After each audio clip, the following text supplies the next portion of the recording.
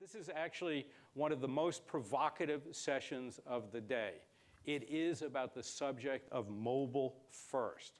At the recent Mobile World Congress in Moby, one of the ad networks said mobile would engender a creative renaissance for our business and allow all agencies, not just media agencies, but all agencies to become our clients' trusted partner again, a bit like the agency world was probably in the 70s and 80s.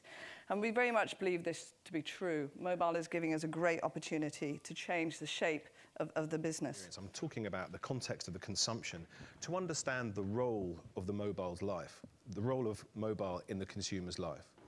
And what we're seeing is that this behavior is evolving all the time. There is some new and unique behavior to mobile. And there's also some old behavior which has evolved through mobile. So we're just going to take some time to take a look at that and understand the impact. And what we've done is we've put those into sort of three core areas. There's three core behaviors that we're seeing around mobile that we think are really capture our imagination and what we're seeing from consumers. Kill time, save time, prime time. And what's really interesting about this is that this is bringing incremental media time to the table that never existed beforehand. Hey, just that, thanks. You sure? Yeah. Username? Oh, Nick M? No. NM 1983? No. Zandy Pops? Sorry. Zandy Pops? No, OK. Don't worry, I'll help. What's your postcode? Oh, it's GU749ZT. Welcome back, Nick Forever. Hey. Please listen carefully to this bread license agreement before continuing with your purchase of a loaf of bread. If you do not, blah, blah, blah.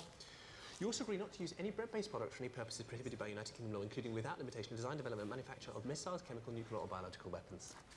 With the advent of the touchscreen, it's allowed us to engage and interact with digital communications in a way never seen before, brought to the mass market by Apple and now utilised by most companies. You know, that notion of how we zoom into something is much easier than having to click, click, click, click, click and go through.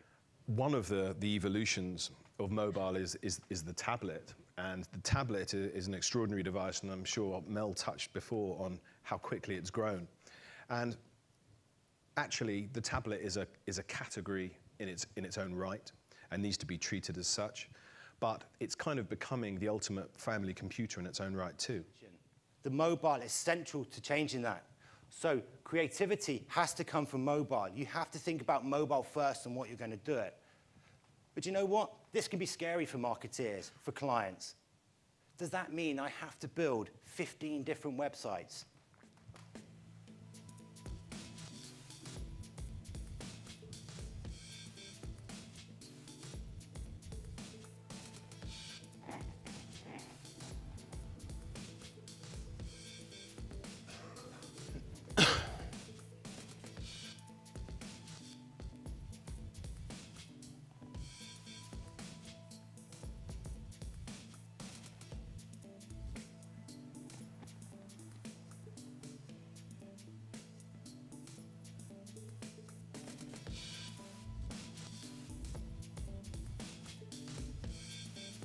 What we're starting to see is that it's not just iOS we build for now, it's Android as well.